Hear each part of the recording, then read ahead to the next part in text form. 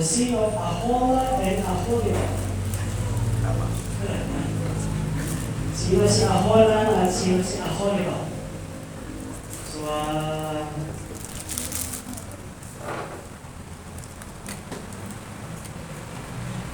si Ahola ay pinaguhula. Tapos si Aholiab, nahuli na. Aholiab.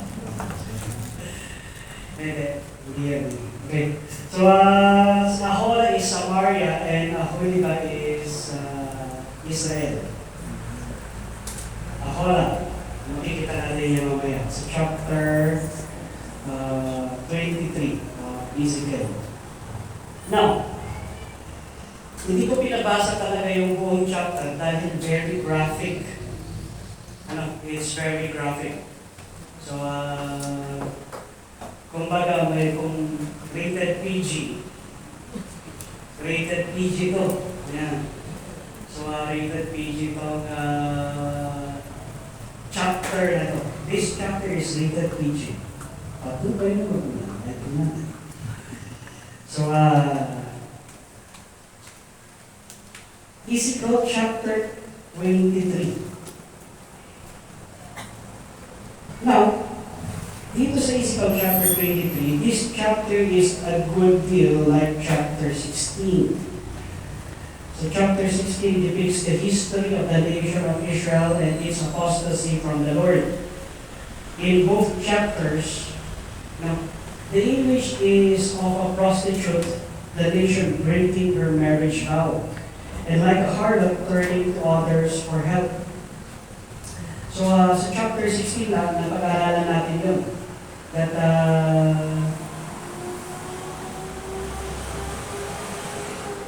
break nila yung kanilang marriage vows sa Panginoon. And they went to another nation and went to another God. Ang difference ng chapter 23 is this is more graphic. More graphic, actually. However, in chapter 16, the sin of idolatry trusting the false god of the pagan. While in 23, the sin is trusting other nation for protection. Imbis na magtiwala sila sa Panginoon, ay nagtiwala sila sa mga nasyon. No? Doon sa chapter 16 is nagtiwala sila sa mga ibang Diyos. Ngayon, dito sa chapter 23 is nagtiwala naman sila doon sa nation. So, what's the difference? Malaki yung difference. Ibig sabihin, wala na silang Diyos. No? In chapter 23 is, the result of idolatry is they would acknowledge no God. No? Walang Diyos. They would acknowledge their power. They would acknowledge kung gaano sila makapangyarihan. They would acknowledge nations na mas makapangyarihan sa kanila, imbis na magtiwala sila sa Panginoon, ay magtitiwala sila ngayon sa mga nasyon. Which is happening right now. No? Sa panahon natin ngayon, is nangyayari ito. Not only in the nation of Israel, but sa panahon natin bilang isang pananampalataya is tayo ay mas malaki yung chance na mas magtiwala tayo sa government kaysa sa Panginoon. Right? Paano natin malalaman na ang tao ay naniniwala sa government kaysa sa Panginoon? There is what we call in the time of Duterte fever. No, na halos lahat ng tao ay maka-Duterte. Tama? So, that is to what right now? BBM fever. Di ba? And team unity. Mga ganon.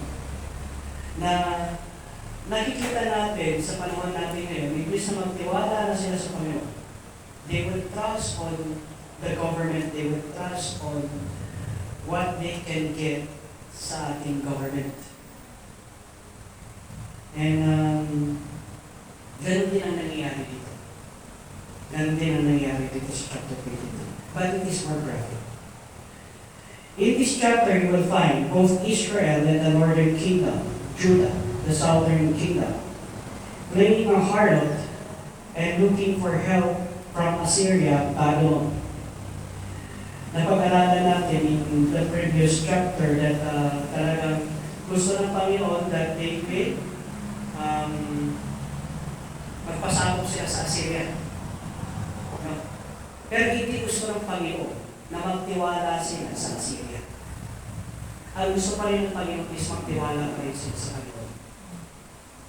Pero ang nangyari, ito na nangyari, ay nagtitiwala na sila, binibigyan na nila yung trust nila doon sa country, which is Assyria and Egypt during this time.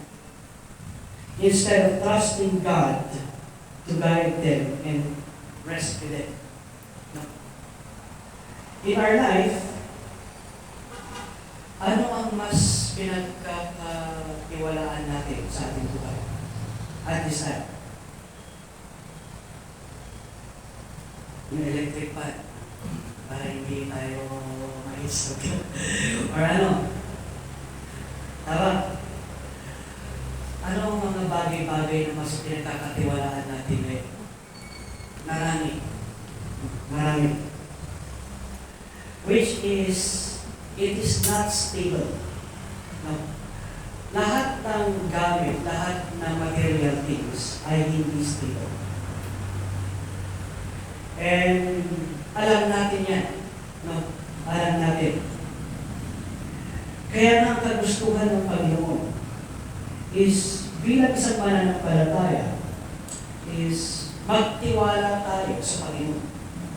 Huwag tayo magtiwala kung ano yung meron tayo sa ating kursa. Kung ano meron tayo sa ating buhay. Kaya magtiwala tayo sa kapangyarihan ng ating Panginoon. Now, in this chapter, during the reign of Solomon, para maintindihan natin kung bakit pala itong chapter na ito.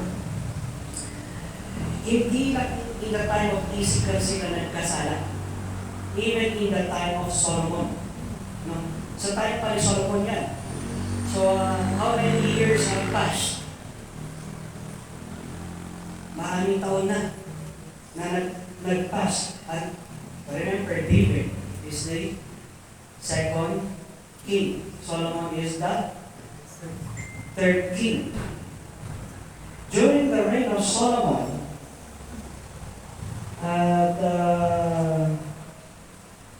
meron na to, naumpisahan. Pero mas lalong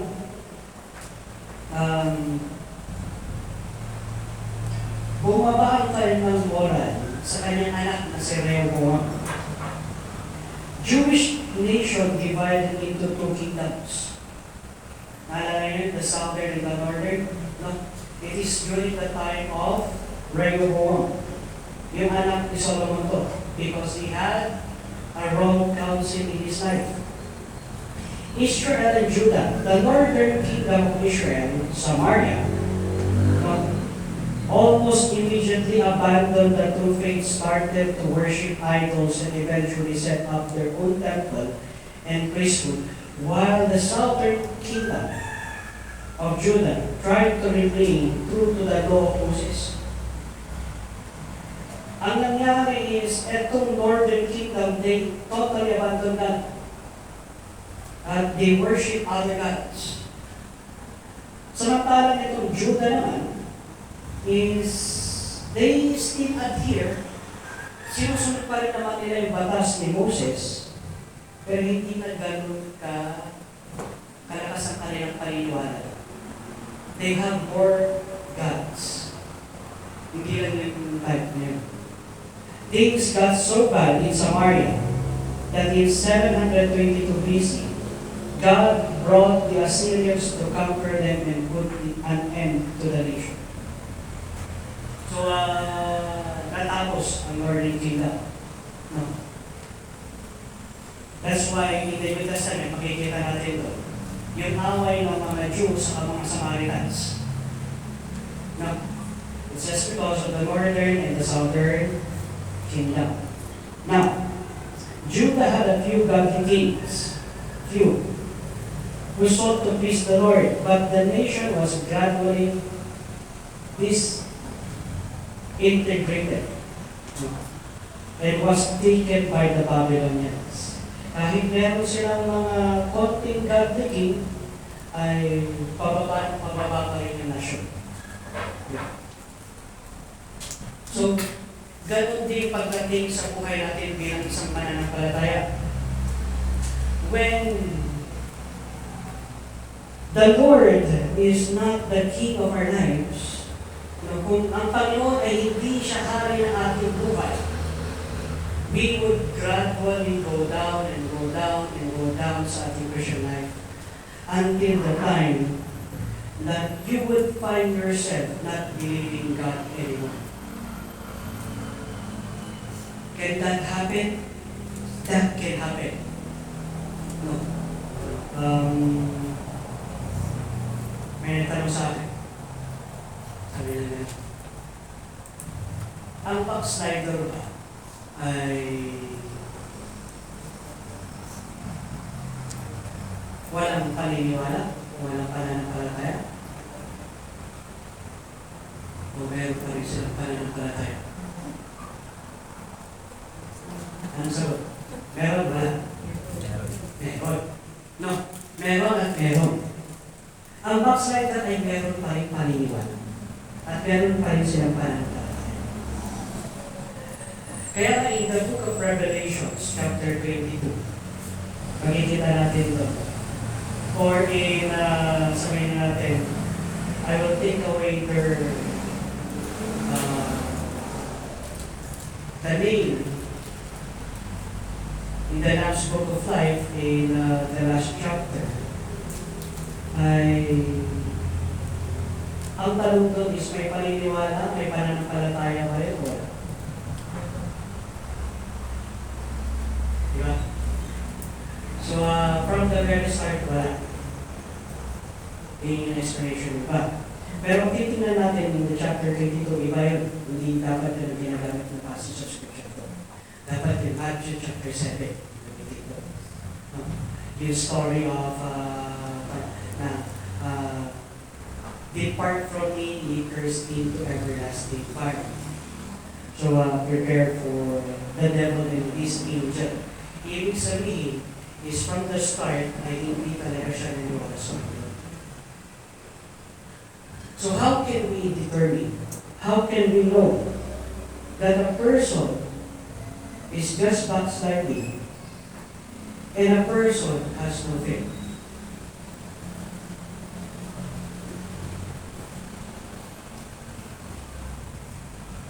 The end determine the means. Pag sinasabi natin, the end determines the means, is pag sa kanyang huling hininga, ay ayaw niya pa rin magsisi sa Panginoon. Wala talaga siyang relasyon sa Panginoon.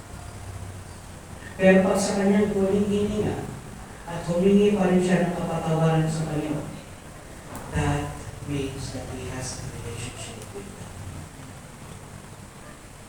No. Now here is what happened. Itong nangyari dito. Tingnan natin. From verse 1 to 6.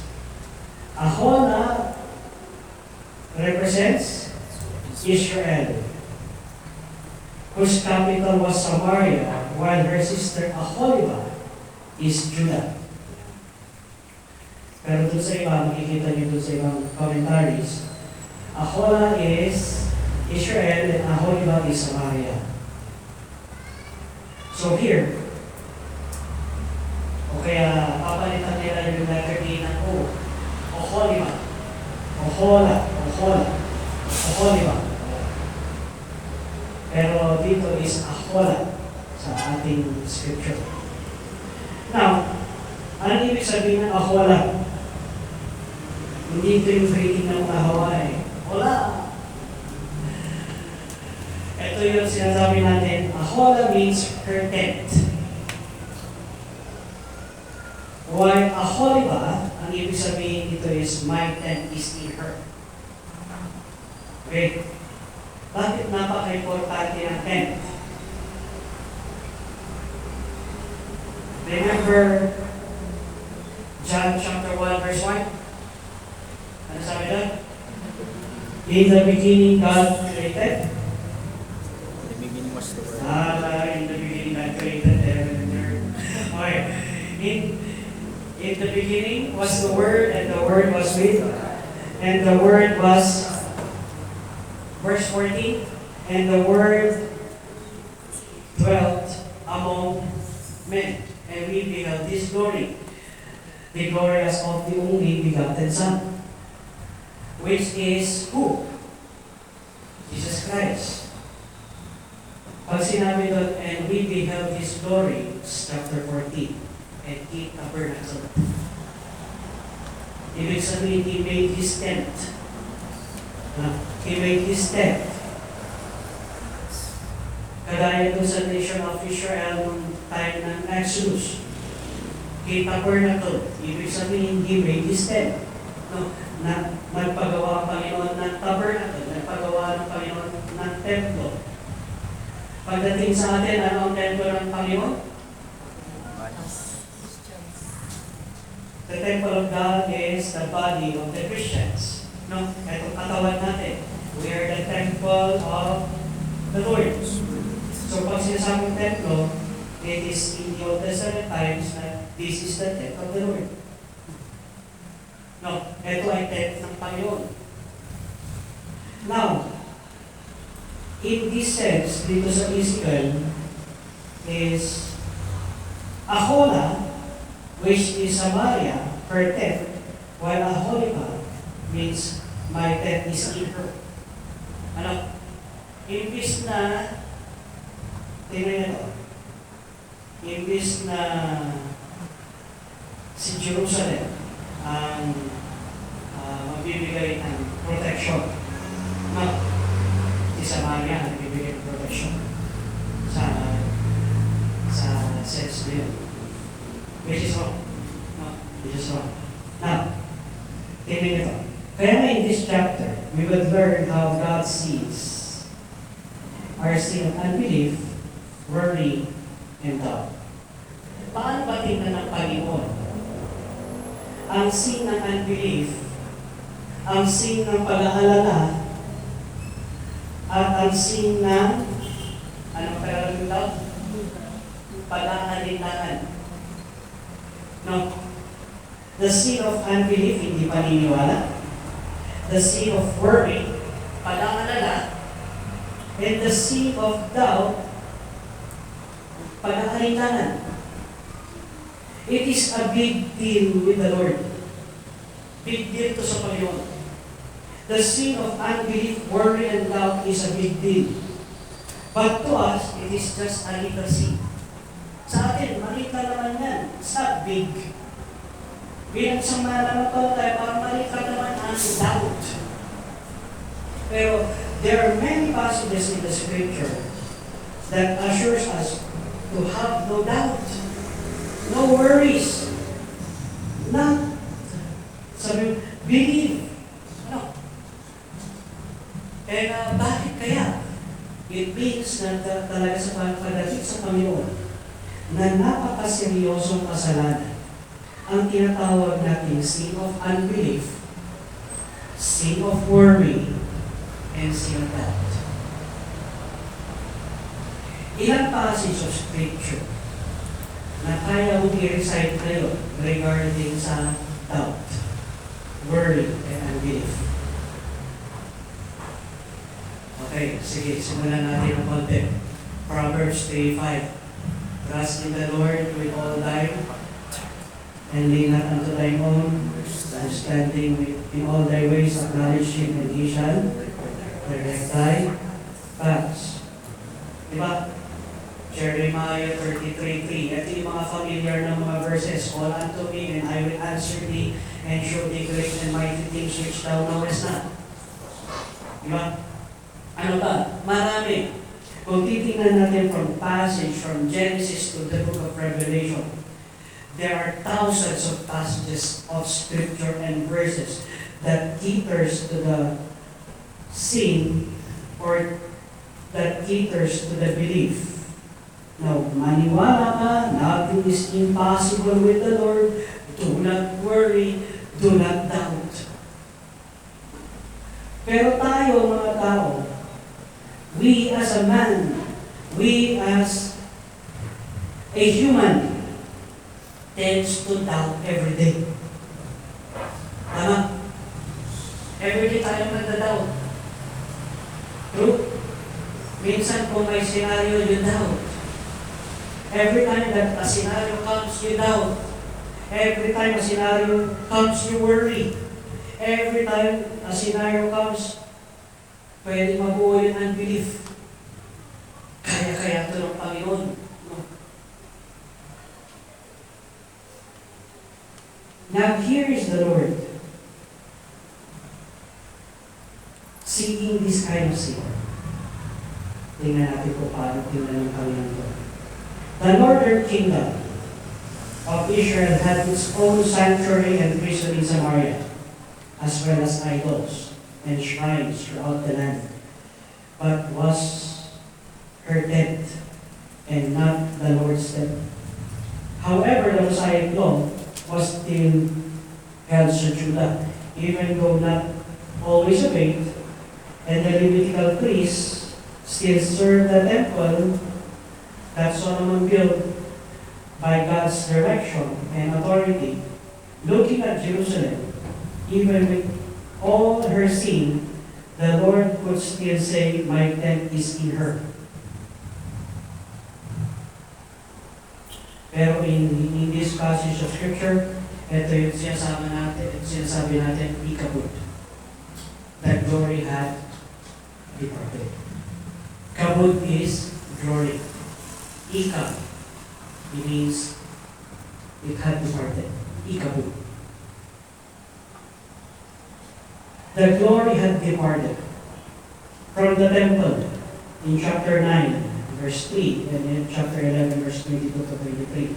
But the temple was still known as God's dwelling place. No, as God's dwelling place. Now, tingnan natin itong verse 5 to verse 13. I will not go to verses by verses. Ay mata to 49 verses na naman. So I will just give you the summary. And the people of Judah ignored God's warning. In every doubt sa buhay natin, in every doubt, there is a warning. May warning ng Panginoon. God will warn. Pero tingnan natin dito sa passage of Scripture nito.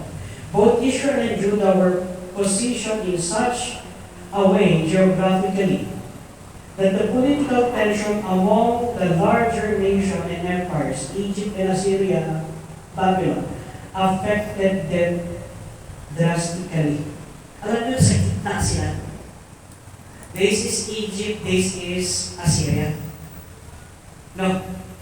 Tapos nasa gitna sila. So, pag ikaw ay nasa gitna ng nation, anong gagawin mo?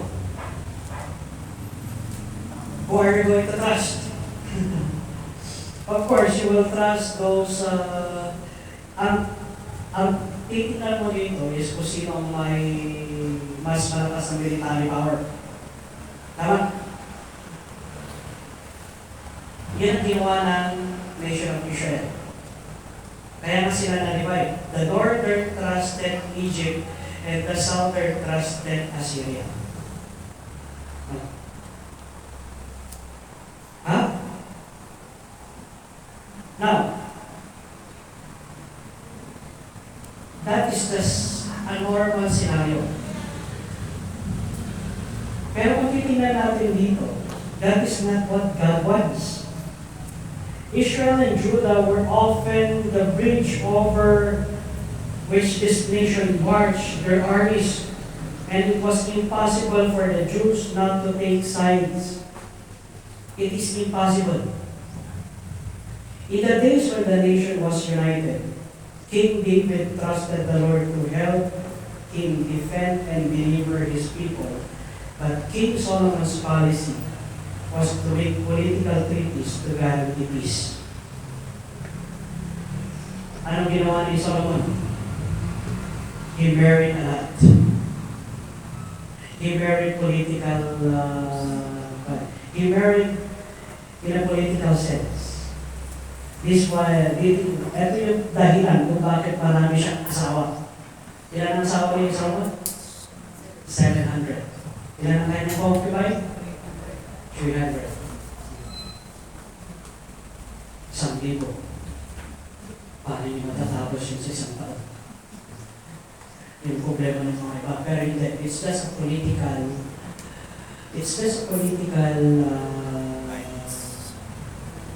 treaties. No? Tao, bakit hindi niya sinundan yung yapak ng kanyang tatay? Sa tingin mo, bakit hindi sinundan ni Solomon yung yapak ng kanyang tatay to believe that God can do everything? God can defend Israel.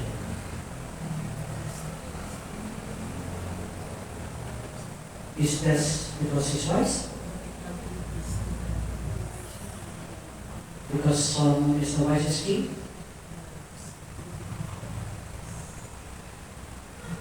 This is why he married numerous heathen princes, so that their fathers wouldn't attack the Jewish nation? Yes, that's the reason. Ayaw niya may mamatay sa kanyang nation, kaya anong ginawa niya? He sacrificed the beef. It's a warning. Pagdating sa buhay natin, bilang sa mananampalataya, marami tayong warning. Ano? Tingnan niya. Before what we call COVID time, before sa COVID time, is life well? You can see na well kesa sa time ng COVID. No? Mas, ang tanong, mas naging mahirap ba ngayon kesa noon? Every year ba mas mahirap? O mas naging madali? Mahirap ng mahirap. Tama? Which is sinabi na sa salita ng Panginoon, na talagang the days will come ito, na talagang pahirap ng pahirap. Doon na natin nakita na pataas ang presyo ng bilig, pataas lahat. No? And doon na din nauso ang salita na mental health. Tama? In the time of COVID, doon na naumpisahan ang tinatawag natin mental health. Pero hindi naman natin pokobalaryo before the pandemic ang mental health. Tama? Hindi. No. Pero during the time is nagkaroon na ng degradation. So that's a warning. When we have in our life to believe on things that we must have, that it can comfort us, that is when God would take it away. But ang pinaka-comfort natin during the time is what? Going out and having the freedom to go out. Tama? Tapos nung time na ng COVID, hindi ka na pwede mawabas ng bahay. Na-restrict yung pupuntahan mo. Pwede ka mapunta sa kapitbahay. Pero, kung titignan mo naman ang buhay mo, o nga, bakit ako na na-preparation doon? Kaya taong bahay lang din naman ako.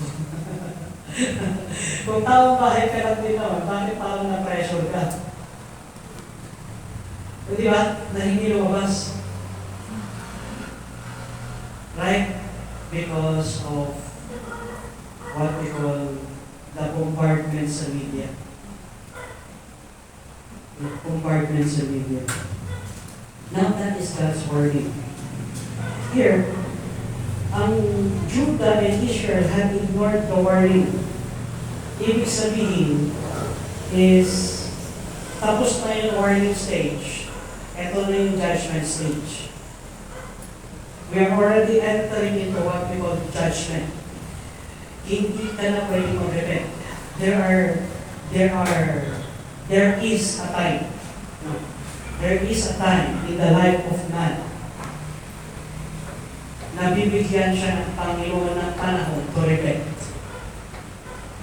If hindi siya magre-repent during that time period, God will give him into that sin. Kung hindi siya magre-repent, God will give him or her into that sin. Papayagan siya ng Panginoon. No?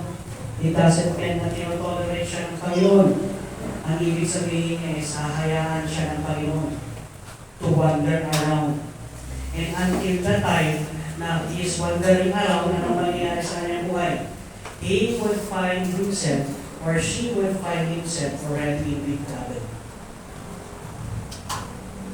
Parang ganito. Napakasarap ngayon maligo sa dagat. Tama? Tama ba? Sarap, di ba? So, sarap maligo sa dagat. Pero kung malakas ang tinatawag nating waves o alon, at nandun ka sa dagat, hindi mo mapapansin na lumalayo ka sa kupang. Tama? Until the time na kung hindi ka aware doon sa mga warning signs na nandun na, tumatawag na sila, sumisigaw na pala sila sa'yo, tayo mo na. Ano? Ang nangyayari doon is, dahil nag-i-enjoy ka, you're enjoying swimming, naligo sa dagat, until the time na you're already so far that it is really hard for you to go back doon sa mga. Ganun ang kasalanan. When we enjoy, God will permit you to enjoy sin. Why? Because you are not being warned. Pero yung unang may warning. Ano yung warning? Kakausapin ka ng banal na spirito. Pagkatapos nakausapin ka ng banal na spirito, because you're continuing in grieving the Holy Spirit. Ginigrieve mo palagi ang Holy Spirit. Binabaliwala mo palagi ang banal na spirito. Anong mangyayari sa'yo? There would come a time that the Lord will be silent. And when the Lord is silent, that is the time that He is already giving you to that certain sin. Until the time na ikaw na mismo makakapansin, lubog ka na o lulod ka na doon sa kasalanan na yun. Na mahirap ka na makaahon. Pero sa panahon natin ngayon, because God is gracious and God is gracious, even though na tayo ay lunod na sa kasalanan, when we ask Him, promise pa rin yung Panginoon, He will help us. Pero during this time, in the book of Ezekiel, sa book ng Ezekiel, chapter 23 and 24, read natin doon. Lubog na sila sa kanilang kasalanan na hindi na nila na kahit sila ay humingi ng kapatawaran, ay hahayaan pa rin ng Panginoon na sila ay sakupin ng Assyria sa kanilang buhay. Kaya the people of Judah ignored God's warning.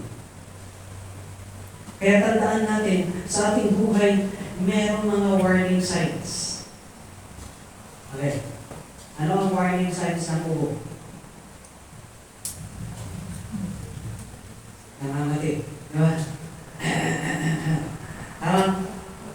Ano ang warning signs ng mataas ang blood pressure mo? Sakit ang pato mo. Sakit ang ulo mo. Tama? Warning signs. Those are warning signs. Now, if we will not take heed to the warning signs, what will happen? Kasi kaya ko pa eh. In the time, bigla ka na ng manghihina. In the time, kakaroon ka ng buka. Nakita yan? Parang yung kwento ng kanya. Parang yung kwento ng death angel. Sabi ng death angel. Matok yung death angel dun sa pintuan ng isang tao. Nandito na ako at susunod na kita. Na? Gulat yung lalaki. Sabi na, wala man ang warning. Dapat magpasubalit ka naman bago ka dumating. Magsulat ka. Yan. Okay. Sabi ng death angel. The years have passed. Nagkaroon siya ng sakit. But he enjoyed himself. And that time na talagang oras niya, no, tumatok ulit yung death angel doon sa Lord. Ano sabi niya nun? Oh, nandito na ako para sunduin kita. Wala man lang warning. Ano walang warning? Sabi ng death angel. Nandiyan na yung mayuman mo. Hindi ba yung warning? Nandiyan na ang pating mo. Di ba yung warning? Yeah. Mahina-hina ng katawan mo. Hindi ba yung warning? Is that not a warning? That's a warning. Now I come here to correct you. Buti sana kung gano'n. Parang kung namatay sa aksidente. May warning ba yun?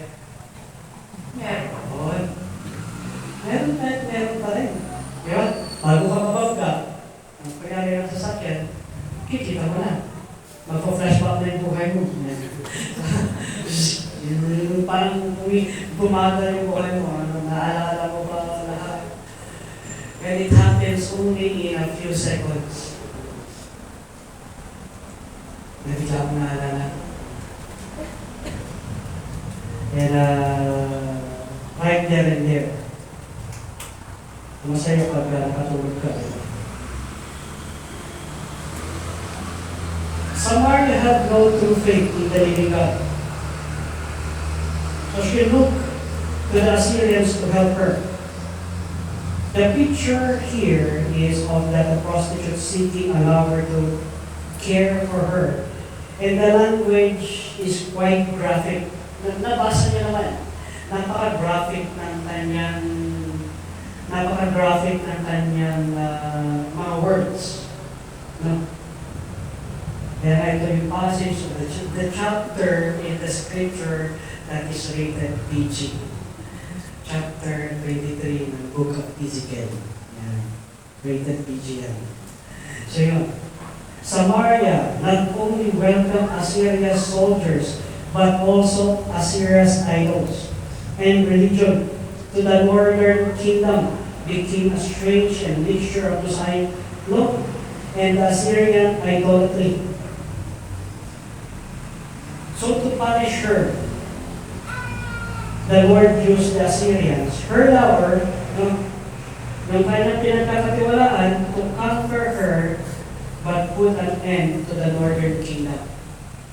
Anong ginawa niya? Ginamit niya ang Assyria to end the northern kingdom. That's why, yun yung times sa kings na sinasabi natin na the lost tribes. Pero hindi sila lost. Hindi sila lost. Ibig sabihin is, kung bakit sila na-lost dahil hindi na sila na-mention ulit.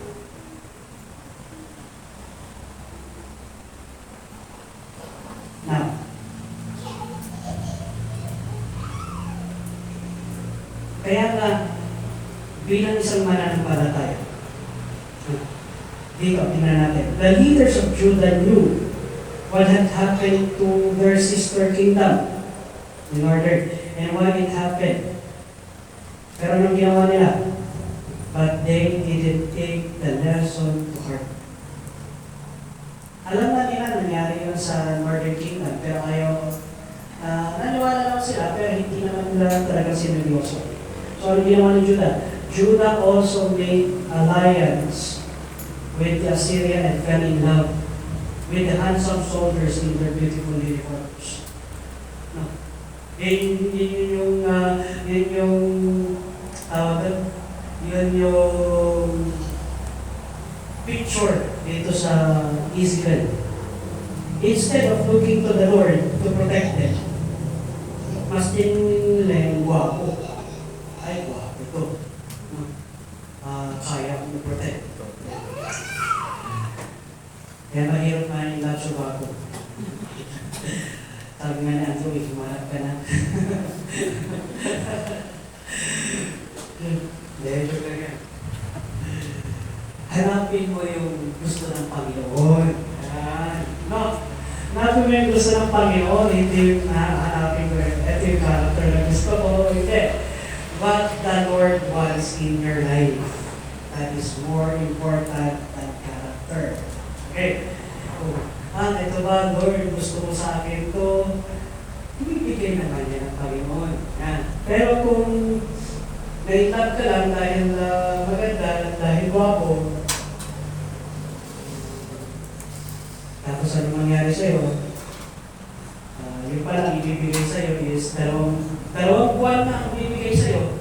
May kasama pang between. Ano paano yun? 2 buwan. 2 buwan at kasama ang between.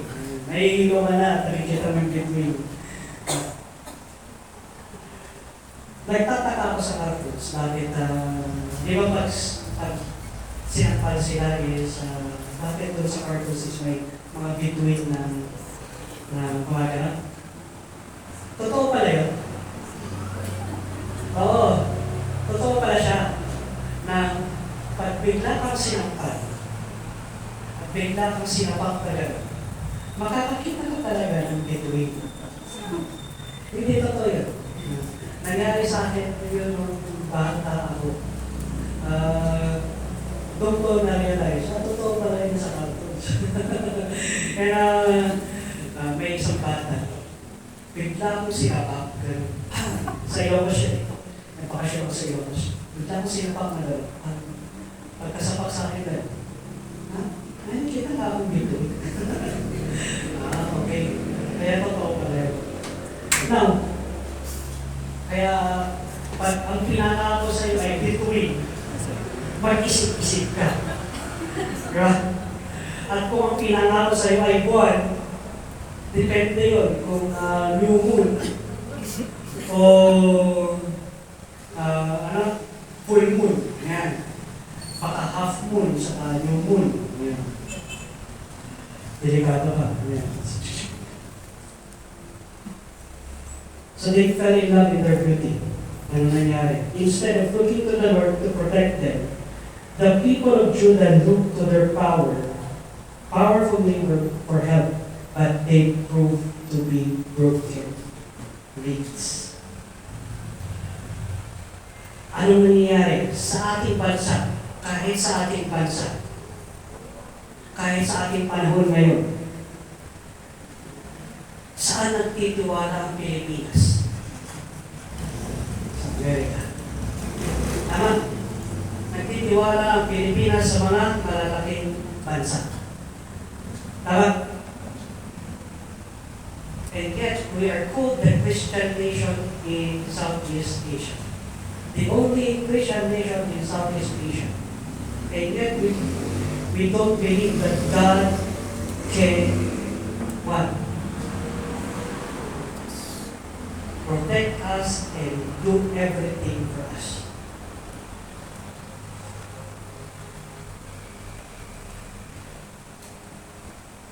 Bakit kaya ganun? Is this because of culture? Or it's just because of natuto na tayo, no? Actually, ganito yun. No? Kung titingnan natin, is paano naging ganun? Bakit ang mga bansa ngayon nagtitiwala sila sa mga malaking bansa? Kaysa sila magtiwala sa Panginoon. Because it is already described in our days. The days when the judgment will come. Kaya pagdating sa tribulation period, maraming tao ang magtitiwala sa government. Maraming tao ang magtitiwala sa mga malalaking bansa. That's why they will trust the Antichrist. Why? Because it is already in this time that people trust themselves rather than to trust God. Kita niya, sa panahon natin ngayon, no? Mas nagtitiwala sila sa kanilang sarili kaysa magtiwala sila sa Kanya. Now, when the Antichrist will come, they will trust that Antichrist rather than to trust the Scripture. Why? Because nandun na yung doubt, nandun na yung worry, and it produces unbelief. Tingnan niyo ito. In the history of Israel, paano sila nagsimula? Galing sila sa nation of Egypt. Anong Egypt during that time? That's the most powerful country in the world during that time. Egypt. Anong ginawa ng Panginoon? Did God save them?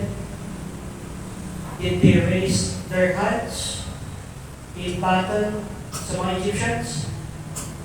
Not a single arm is raised for them to battle. Tama? It's only the hand of Moses na niraise niya and the Red Sea was divided. Sino ang nagpanalo sa battle? It is not them, but the battle belongs to the Lord. The 10 plagues, was it dahil sa kanilang pananampalataya? Hindi. Dahil ito ay binigay ng Panginoon. Panginoon, 10 plagues. And in the last, ay pinanalo sila ng Panginoon na wala man lang silang kahit hawak na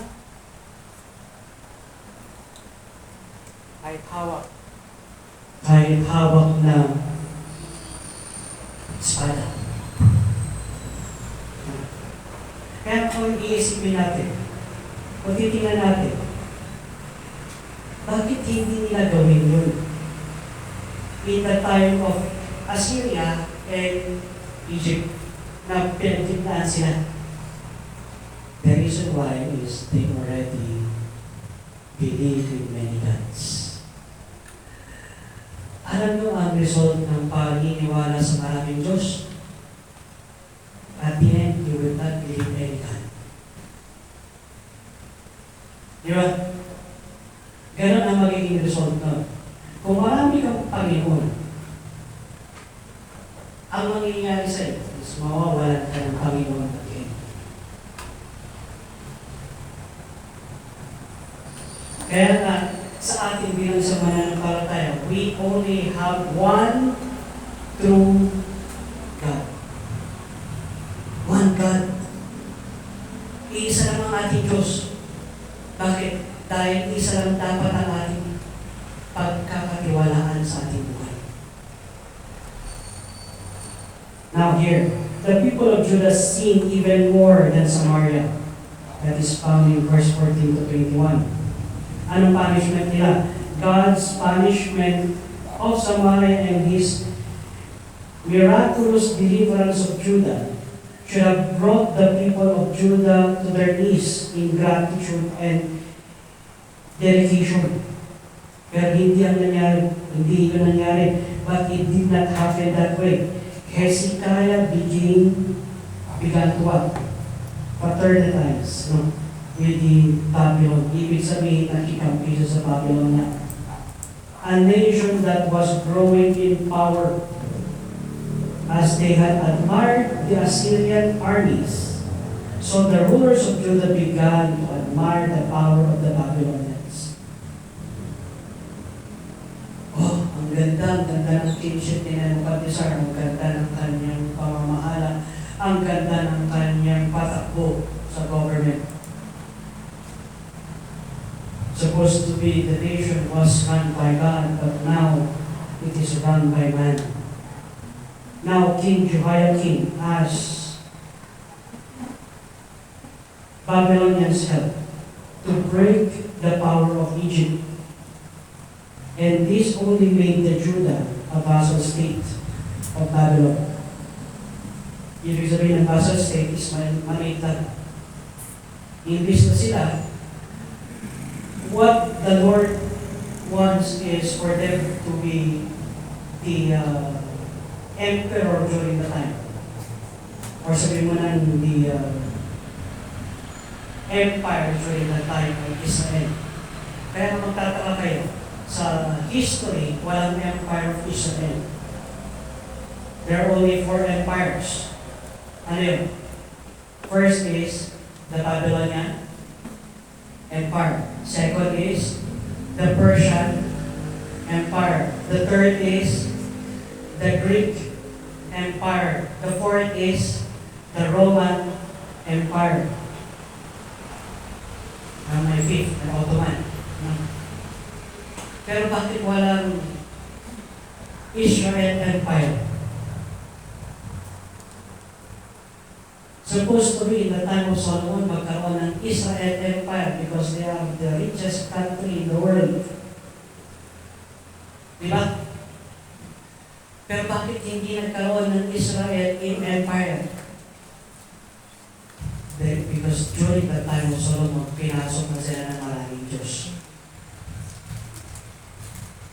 And that leads to, at this time, unbelief.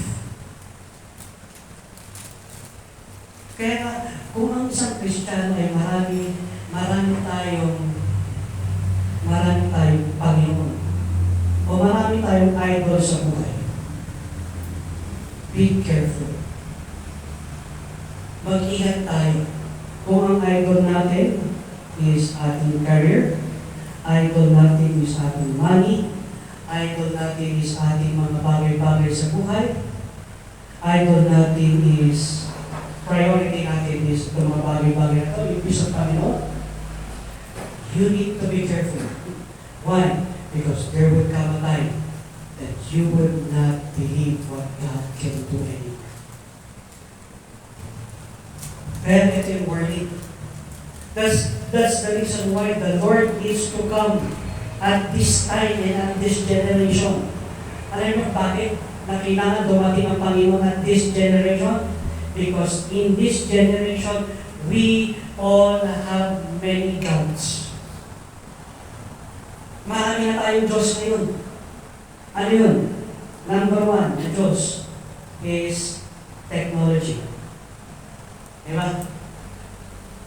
Hindi, yung mga kabataan ngayon, hindi sila makakapagluto ng rice na hindi gamit ang rice cooker. Tama? Madalang na lang ang mga kabataan na ngayon na kaya pa rin nila magluto na hindi sa rice cooker.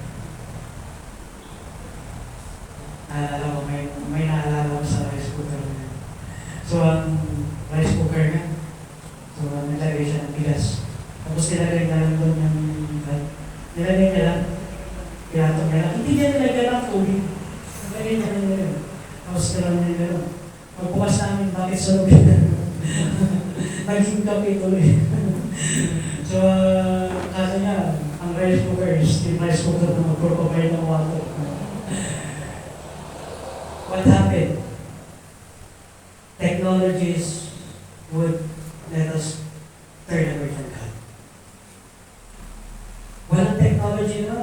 nag-pray ka. Tama? Naalala niyo ba yung wala pang cellphone? Masaya ng buhay, di ba? Siyempre, hindi niya na maalala yun kasi yung time niya may cellphone na. Diba? So yung generation ngayon is they cannot live without technology. Right? Pero naalala niyo dahil walang cellphone, you have more time to what? You have more time to think. You have more time to explore. You have more time to go pasyal-pasyal. And you have more time to akyat the puno of Bayabas. Tama? Na ang simple lang ng buhay. Pag kinagat ka ng langgam, masaya ka. Dahil bumayon ng pagkakyat mo ng Bayabas. Pag nauon ka na gano'n, nagkaroon ka ng maraming kape, bumay ng abogado. Diba? Masaya ka nun. Napakasimple ng gamot natin nun. Pag marami kang kate-kate, suka lang. Tama? Yun lang naman. Mahirap ka ng suka, tapos punta ka dun sa bili. Yan. At para hindi ko spread ng super black. Yan. Pag kinagat ka ng aso, ano ang gamot? Bawang. Tama? Mapapad din yung bawang na yun, tapos ihahalo sa tubig. Di ba? Mapapad din yung bawang. Bakit kaya? Napakasimple ng buhay. Which is happier. Pero ngayon, because they have already all is already provided. Are they happy? Are we happy? No. Technology points that when your cell phone is 3310, you're not happy. Because you need to have a touch screen. Diba? Pero not only a touch screen cellphone, sa panahon natin ngayon, kailangan mo ng 5G. Diba? At yung SIM mo dapat ay 5G. Para mabilis ang internet. No. It will not satisfy you. Kaya nga the only person that can satisfy us is the Lord Jesus Christ. The people of Judah will suffer the wrath of God. The logic is obvious. Ano yung logic dito? Pinanish ng Panginoon ng Samaria, then God will punish Judah. Then Judah must be punished also. This section of the message of Ezekiel delivered 4 oracles from the Lord. Ano yung first oracle? First, God will bring the Babylonians to punish Judah, just as He brought the Assyrians to punish Samaria. Ezekiel described in details the officers in the army and the equipment they would carry, using the image of the punishing a prostitute. Alam niyo kung paano ba pinapunish yung prostitute during that time? Hinihiwa nila ang mukha para mag-isa ka ng kagandahan. He described how the invaders would strip the nation, expose their lewdness and their body. It isn't a very beautiful picture. Naalala niyo yung last message?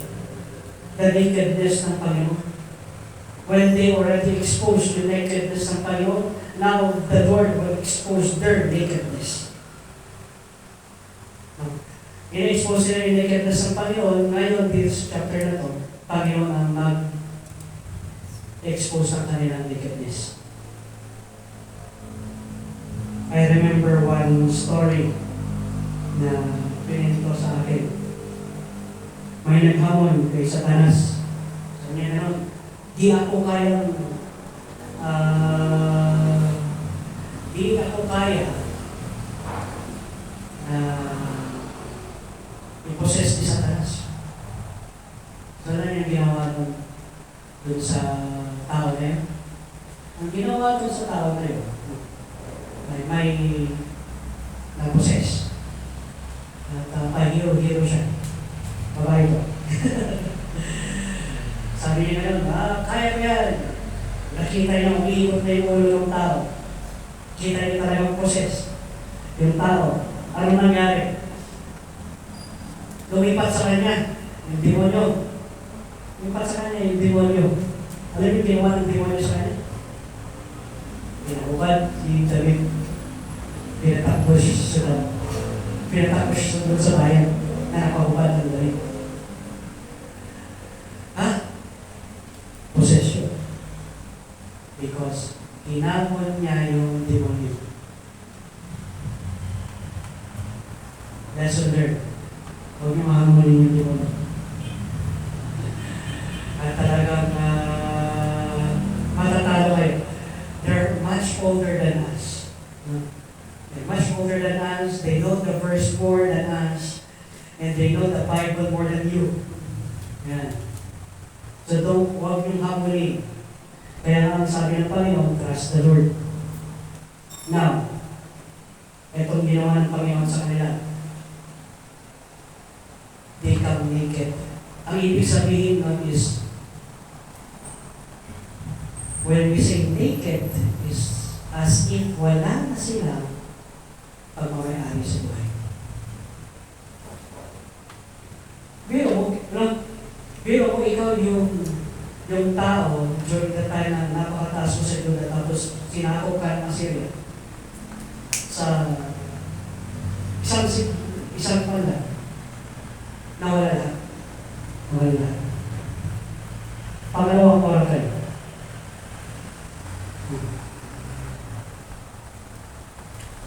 Repeat some of the facts in the first one and reminded the people that the judgment, this judgment was perfectly just.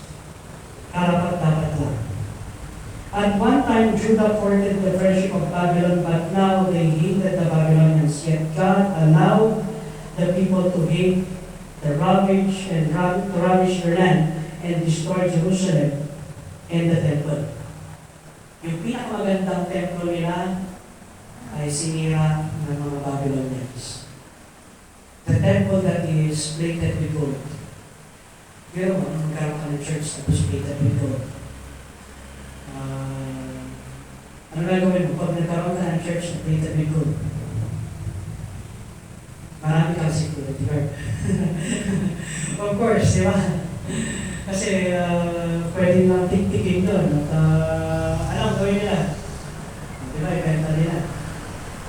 Pero biro ko dito sa Babylonians, the beautiful temple of Solomon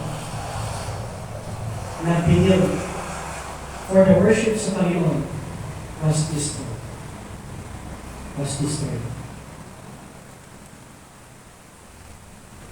Third oracle, usage of this image, the cup of judgment.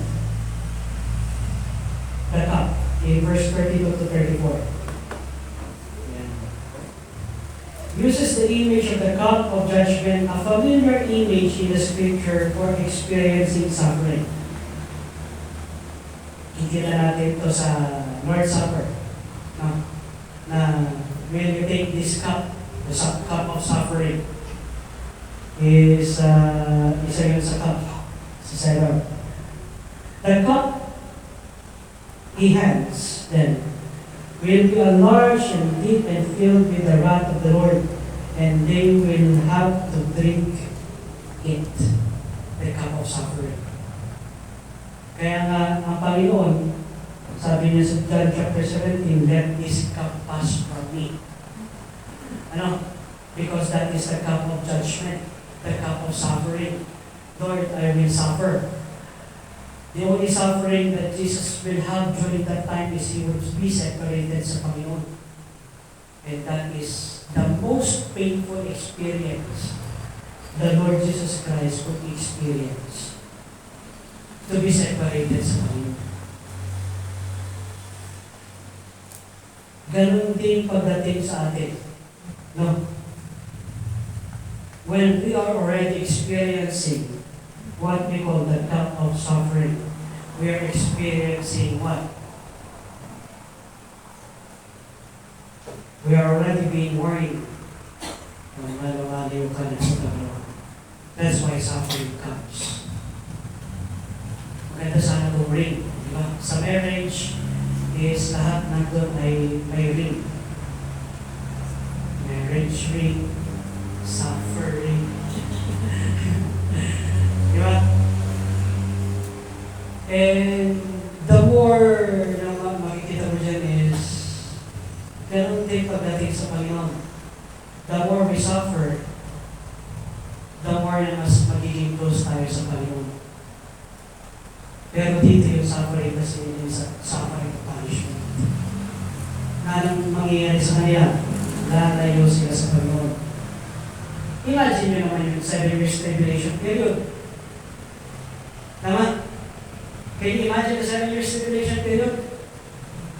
Gaano kabigat yung suffering during that time? Sobra. No, that is a cup of suffering. The last cup here is the final oracle, the fourth. Explain why God judged His people.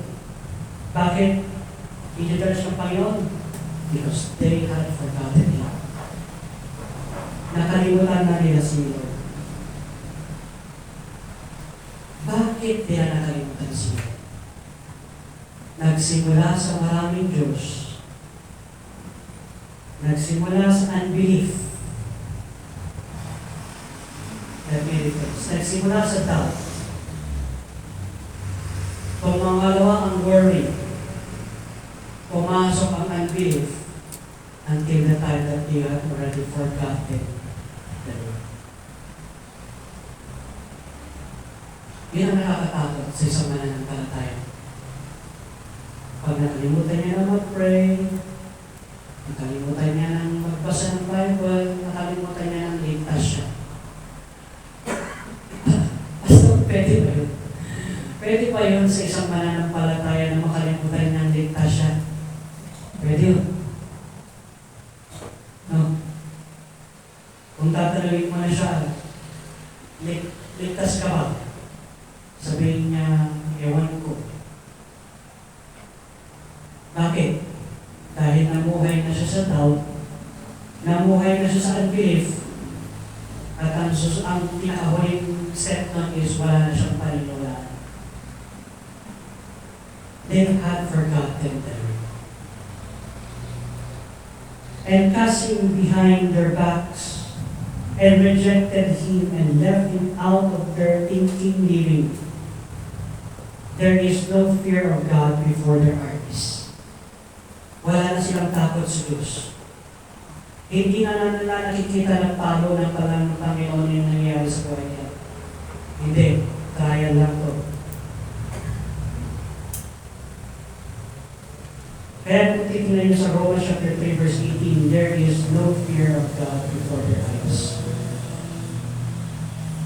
In the 7 years tribulation period, can you see fear in chapter 6 to chapter 19? None. None. No fear. Bakit natin masasabing no fear? Lalabanan nila ang Diyos. Ikaw ba na tao, lalabanan mo ang Diyos? Di ba? Ibig sabihin lang mo, wala na silang takot. Pag wala ng takot ang isang tao, pwede niya nang labanan ang Panginoon.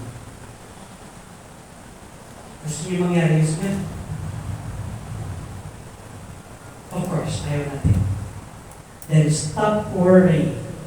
Stop your doubt. And stop your unbelief. Because this would lead to what? You will forget what God has done. God's wife had become an harlot and abandoned her husband, which is Israel. No, your wife is Israel, the husband is the Lord. Jeremiah used a similar image and was astonished that a nation should change its gods. A nation that is founded by God change their gods. He said that Judah had rejected the fountain of the living water and turned to a broken cisterns that could not hold water. No? Imbis na overflowing yung tubig sa buhay nila, hindi na. They turned into a broken vase na hindi na makapaghawak ng tubig. Hindi na makapagbigay sa kanila ng tubig.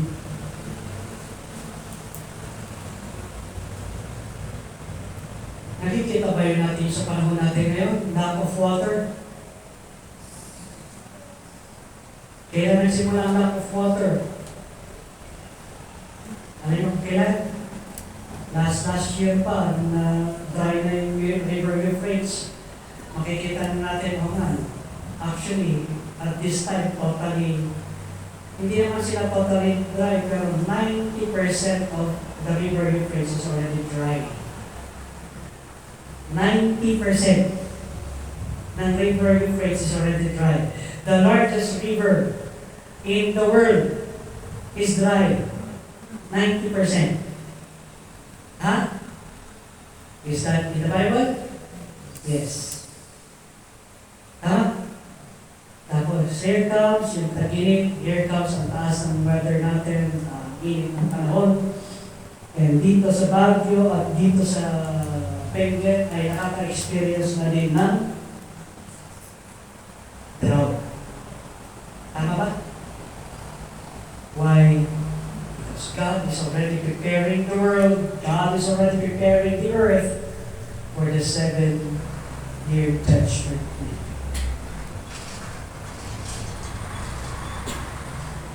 Kaya nga, lahat ng tao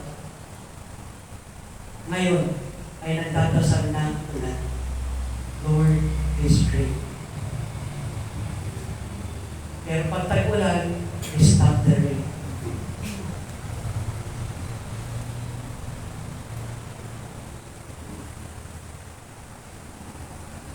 The two of your sister, Samaria and Judah, Aholah and Aholibah, have been presented to the court and their crimes have been explained. All that remains is for the judge to sum up the case and describe the sentence. In Ezekiel chapter 23, verse 36 to 49, read your summary.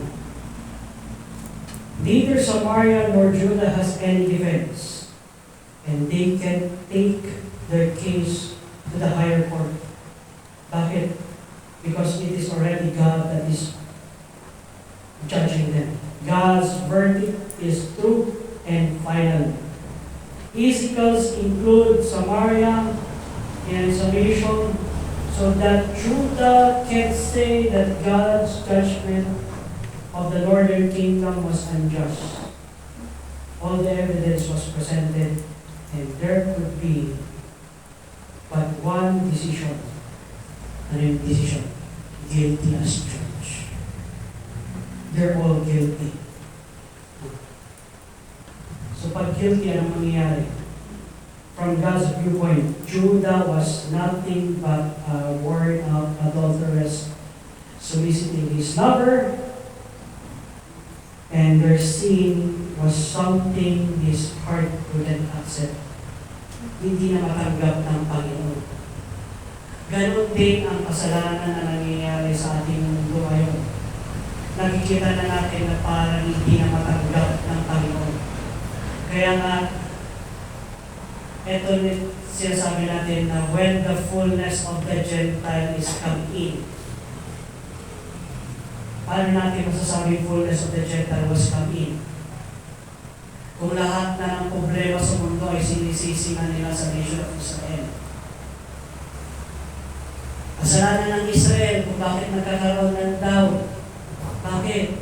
Sa kanila lang umuulan, dito sa mga ibang parte ng mundo, hindi umuulan.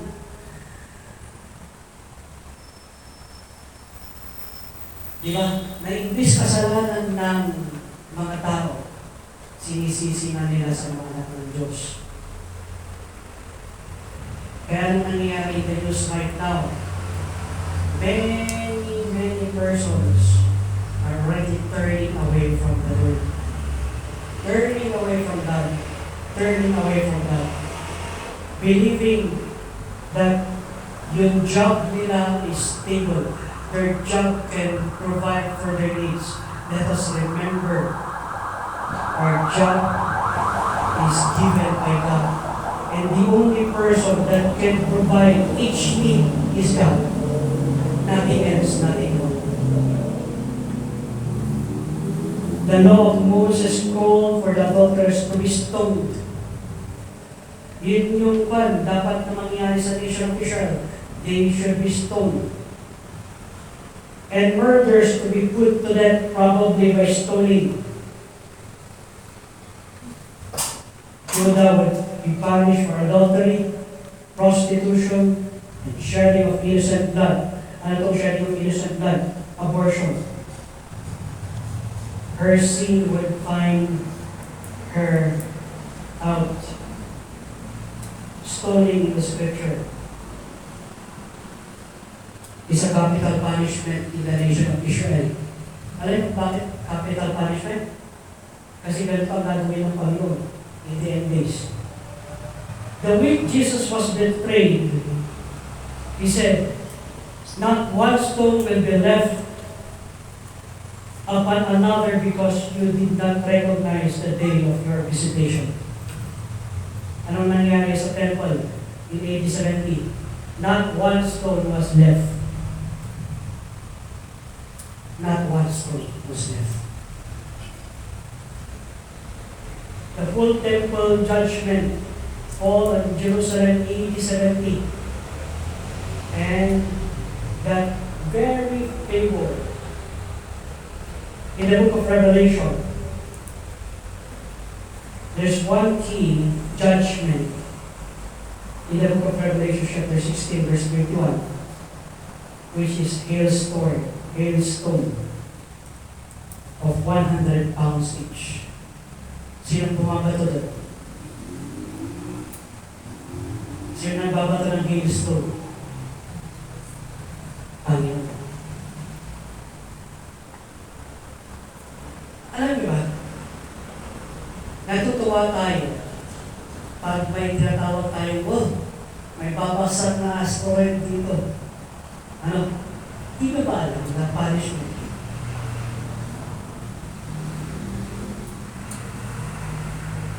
That's a punishment in the book of Leviticus. Stoning. Capital punishment ng Panginoon is stoning. When a comet rushes to this earth, it's stoning. It's a warning ng Panginoon. Warning ng Panginoon kung mga nangyayari. Ano yung mga daming latest news regarding lang sa mga asteroid na pumupunta dito. Diba, sumasabog sila doon. Wow, ganda ng pagsabog nila sa atmosphere. Yung mga tao na mababaw sila, pero when you study the scripture, it is already a warning. He who has the first stone cast it. The only rightful to cast the stone is God. And He is already casting His stone into the earth. Kaya nga marami tayo nababalitaan nasa determine na ito si Apophis would land in this year. Ano mangyayari? Bakit nangangamba ang mga tao? Because it is already a capital punishment. Mga kapatid, let us wake up. Let us wake up of our unbelief. Let us wake up sa ating doubt. Let us wake up from our worries. Ano yung mga kasalanan nito? idolatry, injustice, unbelief, doubt, and worry. This is how God look upon these sins. Ito yung paningin ng Panginoon when we doubt, when we worry, when we have unbelief, when we have many idols, and when we are practicing injustice. Ganon ang itsura natin sa Panginoon. Just like in chapter 23, we are just like Korah. Kaya nga, there are many passages in the scripture that says, trust the Lord with all thy heart, with all thy soul, and with all thy might. There are a lot of passages in the scripture na sinasabi sa atin, huwag kang mag-alala. I will never leave you nor forsake you. There are a lot of passages, maraming passages of scripture na nagsasabi, nothing is impossible with the Lord. And yet we treat problems, we treat trials, we treat troubles in our life as if they are bigger than our God. Kaya, isipin natin na mabuti ngayon, mga kapatid. If this is how God look at this sin, how is God looking at us? Ano kaya tingin ng Panginoon ngayon sa atin? Di ba? Thank God we are living in the age of grace. Thank God we are living in the age where any sin can be forgiven. Any sin can be forgiven. Because of what the Lord Jesus Christ had done on the cross. Pero may hangganan yun, mga kapatid. Meron yun hangganan. Kaya God is bigger than what we can see, what we can feel, and what we can comprehend. That's the more reason that we need to trust God. In anything and in everything, even in little things. Trust God. This is a personal message. Not for your family, but for you. Ibig sabihin, sa passage of scripture na to, let us remember, we are tent. Yung tent ng banal na spirito ay itong katawan natin. If the person is having worry, you cannot pray for the person, Lord, let him have faith.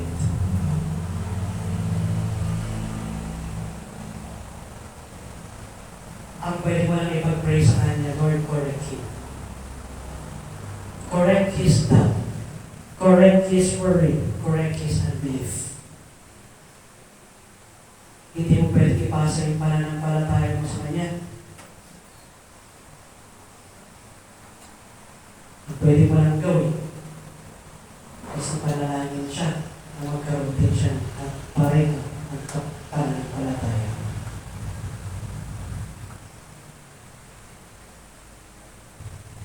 It's a personal temple. Now, when the Lord would look at your temple right now, this temple, this body, ano nakikita niya? Doubt? Worry? Fear? Idols? Ano sabi ng Panginoon? Habang may time to repent, repent.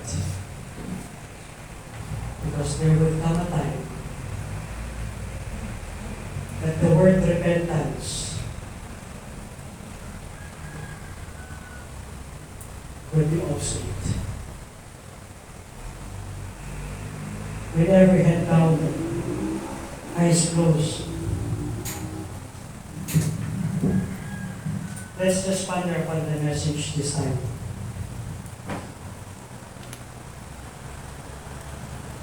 While the piano softly plays,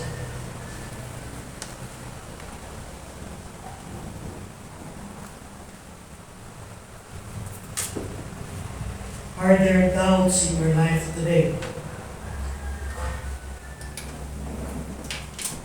Marami ka bang worries sa buhay ngayon? Marami ka bang unbelief sa buhay mo ngayon? Why don't you trust the Word? Why don't you trust God? Why don't you trust what the Bible says? Come unto me, all ye that are labor and are heavy laden, and I will give you rest. Take my yoke upon you, and learn of me. Learn of God. Learn of God's goodness. Learn of God's strength. Learn of God's power in your life.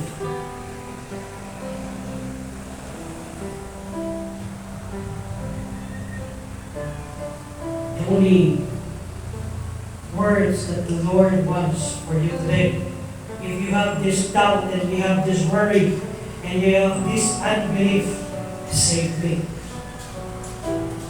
Just like Peter did, save me, Lord. Save me. Raise your hand and tell to the Lord, save me. Save me from this doubt. Save me from this worry. Save me from this unbelief. That is your prayer today. Just raise your hand and I will pray for you. Yes, yes, yes, yes. And yes, yes. Tandaan natin, your worry can destroy your Christian life.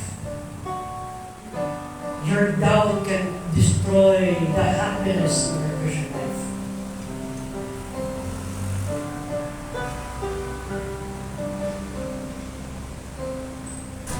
Your unbelief could destroy things in your life. Surrender it to the Lord. Sabihin mo sa Panginoon, patawad, Panginoon. Patawad. Patawad dahil maraming beses akong hindi nagtitiwala sa iyo, Panginoon. Maraming beses akong nag-aalala sa mga bagay-bagay. Kahit sa mga maliliit na bagay, nag-aalala ako pa, Pastor, kahit sa maliliit na bagay, hindi mo nang kapatawaran niya sa Panginoon. Huwag mong sanayin ang iyong buhay sa pag-aalala. Sanayin mong iyong buhay sa pagtitiwala sa Panginoon. Trust God. And He will do His will in your life. I'll give you time to pray. I'll give you this time to surrender it to the Lord. Lord, I'm here. I have many doubts, many worries in my life. Forgive me. You can pray in your seats.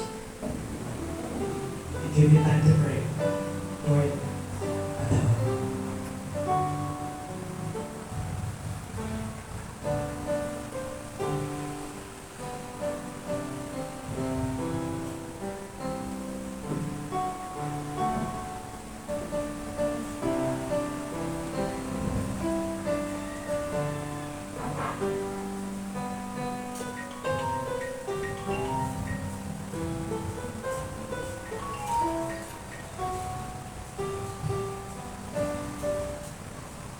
Father God in heaven,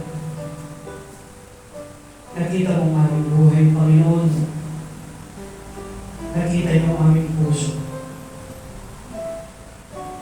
You know know our hearts in our lives. There are many times, Lord God, in our lives that we doubt your power, we doubt that you can do it. There are many times that we worry in circumstances. Nag-aalala kami, Lord God. And there are many times in our lives that we do not believe what you have done and what you can do. Forgive us, Father God, for these sins. The sin of doubt, the sin of worry, and the sin of unbelief. Help us, Lord, to trust you more and more and more. Help us to believe that nothing is impossible in your name. Help us to have that faith when doubt comes, that your strength is sufficient for us, that you can provide for the needs in every way and in everything, Lord God, and in any way. Remove the worries in our life so that we may be happy in serving you. Thank you, Father God, for giving us this time. Thank you, Father God, for the reminder in Ezekiel chapter 22. To you all be the glory, honor, and praise in Christ's most precious name. We pray these things. Amen. Amen.